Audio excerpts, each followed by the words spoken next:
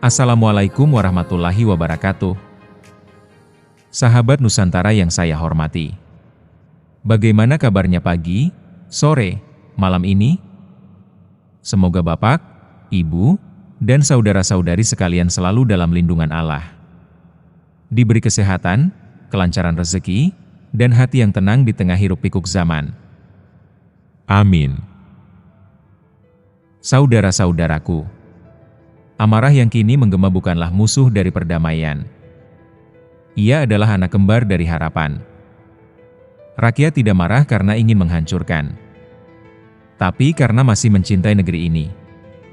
Cinta yang terluka, cinta yang ingin diperjuangkan. Goro-goro dari dalam dada rakyat.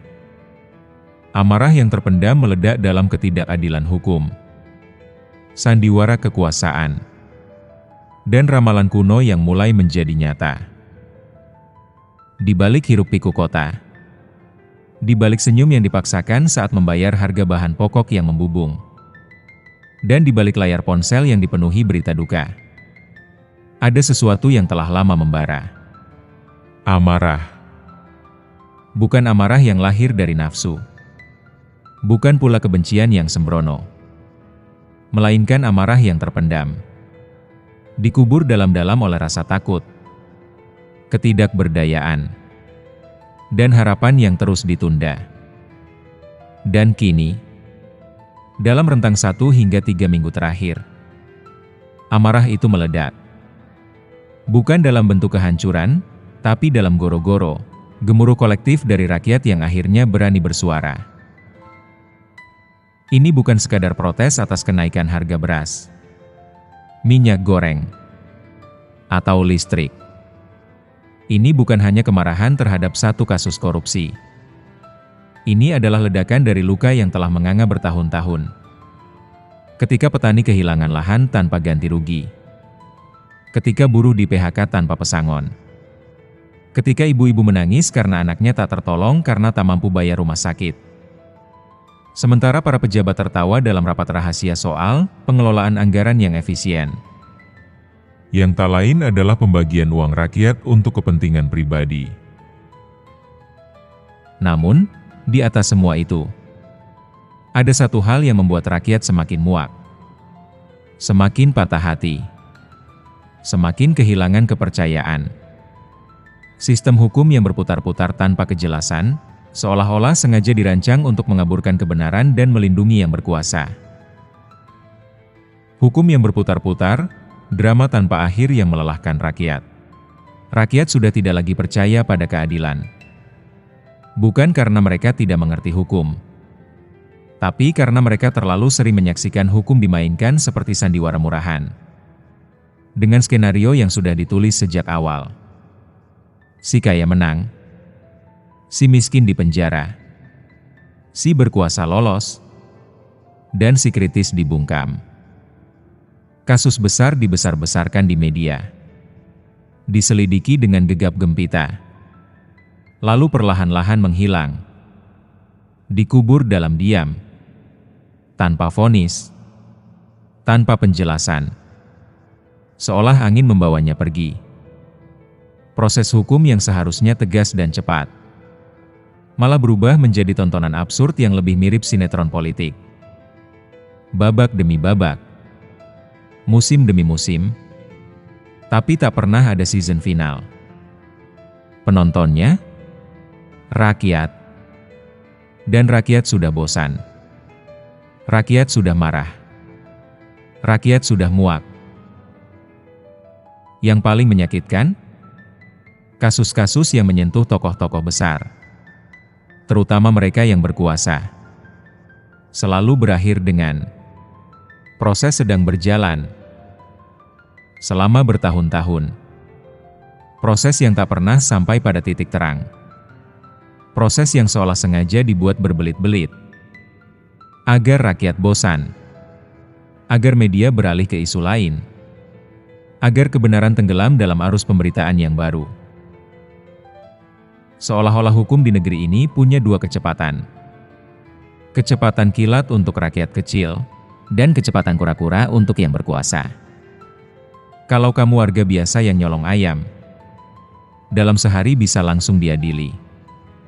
Tapi kalau kamu pejabat yang nyolong uang rakyat miliaran, prosesnya bisa sampai pensiun. Dan kalau beruntung, vonisnya hanya ditegur secara internal.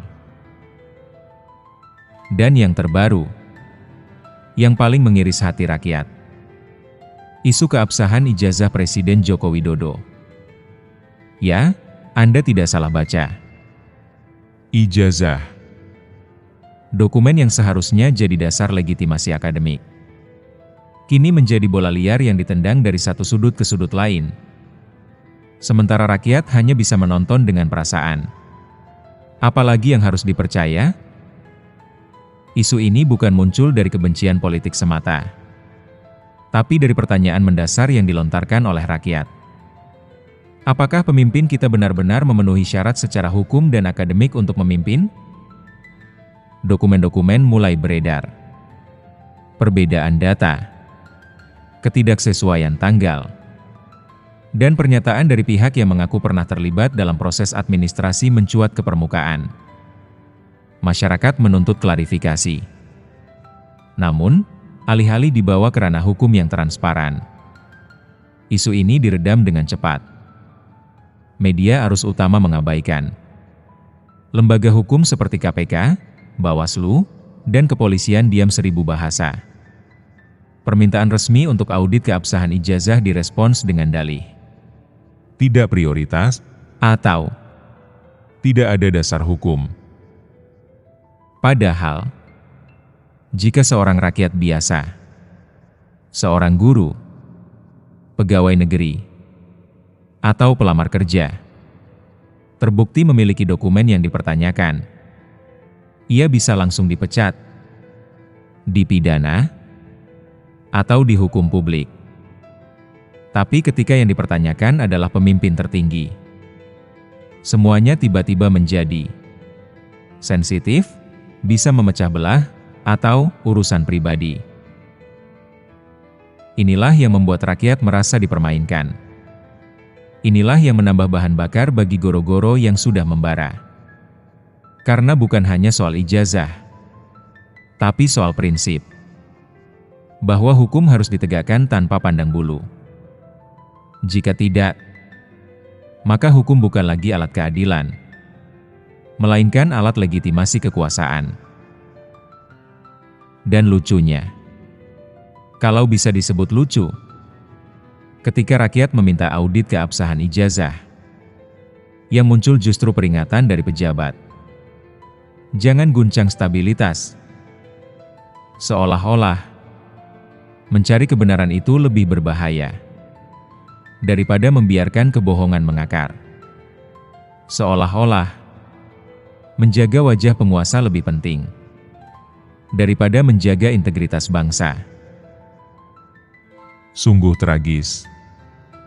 Kita hidup di negara hukum, tapi hukumnya tak berlaku untuk semua. Kita punya konstitusi yang mulia, tapi pelaksanaannya seperti permainan catur yang dimainkan dengan dadu. Aturannya ada, tapi yang menang tergantung siapa yang pegang dadu. Dan yang paling menyedihkan, rakyat sudah tahu semua ini. Mereka tahu hukum dipermainkan. Mereka tahu kekuasaan korup. Mereka tahu bahwa keadilan itu mahal. Dan bagi rakyat kecil, kadang tak terjangkau sama sekali. Tapi mereka tetap diam. Karena takut. Karena lelah. Karena harapan mereka sudah dikubur oleh janji-janji palsu yang diulang tiap 5 tahun sekali. Tapi kini, diam itu mulai berubah. Dari bisikan di warung kopi, dari unggahan media sosial yang viral, dari aksi diam di depan kantor pemerintahan, goro-goro itu tumbuh. Bukan karena rakyat ingin anarki, tapi karena mereka tidak ingin mati dalam diam. Ketidakadilan sistemik saat hukum jadi alat bukan pelindung. Mari kita bicara jujur. Hukum di negeri ini bukan lagi pelindung rakyat, tapi alat legitimasi kekuasaan. Ia tidak hadir untuk melindungi yang lemah, tapi untuk melindungi yang berkuasa. Ia tidak digunakan untuk menegakkan kebenaran, tapi untuk mengaburkan fakta yang tidak nyaman. Lihat saja bagaimana kasus korupsi yang melibatkan pejabat tinggi, yang penyelidikannya tiba-tiba mandek. Lihat kasus penindasan terhadap aktivis, yang pelakunya bebas berkeliaran dengan seragam dinas. Lihat kasus perampasan lahan, yang pengadilannya bisa berlangsung puluhan tahun. Sementara rakyat kehilangan rumah dan mata pencaharian. Dan yang paling menyakitkan, ketika rakyat mencoba memperjuangkan haknya, justru mereka yang dianggap mengganggu ketertiban. Petani yang berdemo menuntut ganti rugi, ditangkap. Mahasiswa yang menyampaikan aspirasi, dihadang dengan gas air mata. Jurnalis yang mengungkap kebobrokan, dituduh menyebarkan hoaks. Sementara itu, yang korup, yang menindas, yang berbohong, diberi penghargaan, diundang ke acara kenegaraan, diberi jabatan strategis, bahkan diangkat sebagai panutan. Seolah-olah, semakin besar kejahatannya, semakin tinggi derajatnya. Ini bukan lagi soal salah urus. Ini sudah masuk ranah kejahatan sistemik. Sistem yang sengaja dibangun untuk melindungi kelompok tertentu. Sementara rakyat dijadikan bahan bakar untuk mesin kekuasaan. Dan lucunya, kalau bisa disebut lucu, ketika rakyat protes, yang muncul justru narasi bahwa rakyat tidak mengerti pembangunan. Seolah-olah, rakyat yang kelaparan karena harga pangan naik adalah orang yang tidak nasionalis. Seolah-olah, petani yang lahan sawahnya dirampas untuk proyek infrastruktur adalah penghambat kemajuan. Padahal, pembangunan tanpa keadilan bukan pembangunan. Itu perampokan. Kemajuan yang mengorbankan rakyat bukan kemajuan. Itu penindasan. Dan pemimpin yang tidak peduli pada penderitaan rakyat bukan pemimpin. Itu tiran yang bersembunyi di balik senyum dan jas rapi. Goro-goro, ramalan kuno tentang amarah rakyat yang tak bisa dibungkam. Dalam tradisi spiritual dan naskah kuno Nusantara, amarah rakyat yang terpendam bukanlah hal yang asing. Ia telah diramalkan jauh sebelum zaman modern hadir. Dalam Serat Jayabaya, disebutkan tentang zaman kala Bendu. Masa di mana keadilan tergantung di ujung tanduk. Pemimpin buta terhadap penderitaan. Dan rakyat kecil hidup dalam ketakutan dan kesepian. Namun, kitab itu juga menegaskan, ketika rakyat tidak lagi mampu menangis, maka bumi akan menangis untuk mereka. Dan ketika amarah terpendam mencapai puncaknya, maka goro-goro akan bergema dari ujung tanah Jawa hingga ke timur Nusantara. Saat itulah sang pemimpin sejati akan mulai terasa kehadirannya. Di Primbon Jawa, disebutkan bahwa goro-goro bukanlah kekacauan, melainkan detak jantung rakyat yang bangkit. Ia adalah tanda bahwa karma bangsa sedang bergerak. Bahwa ketidakadilan yang terus ditoleransi akhirnya memicu reaksi alamiah dari kehidupan itu sendiri. Satrio Piningit, saksi dan penjaga amarah yang terpendam. Di tengah semua ini, Satrio Piningit tidak berdiri sebagai penguasa.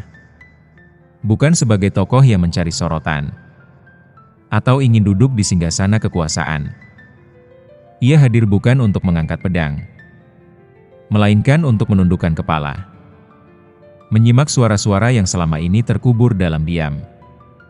Menangkap desah napas rakyat yang tercekik oleh ketidakadilan. Ia bukan simbol kekuatan fisik, melainkan wujud dari kesadaran kolektif yang bangkit dari tidur panjang. Satrio Piningit adalah saksi bisu dari penderitaan yang tak terhitung. Dari petani yang kehilangan lahan karena proyek besar yang mengabaikan hak. Dari buruh yang bekerja hingga tulangnya rapuh demi upah yang tak cukup untuk makan. Dari ibu-ibu yang menangis karena anaknya ditangkap hanya karena menyuarakan kebenaran. Ia hadir sebagai tempat amarah yang terpendam itu bisa menemukan bentuk yang suci. Bukan balas dendam.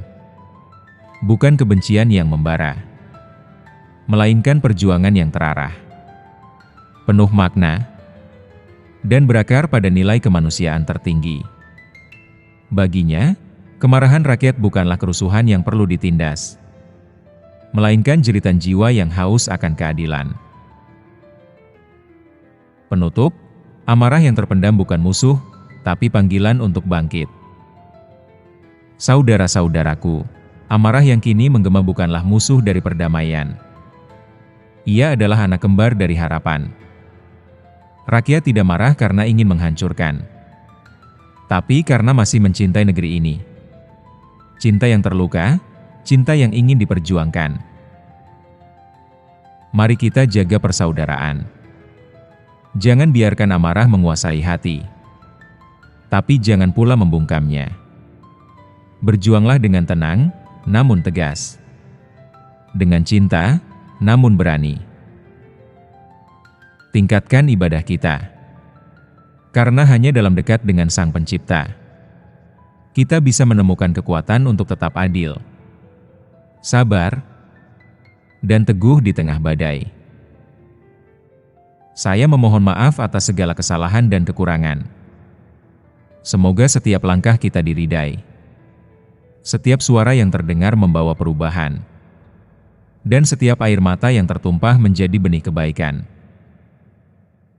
Ingatlah, goro-goro bukan akhir. Ia adalah awal dari kebangkitan. Ketika hukum kabur, rakyat menjadi cahaya.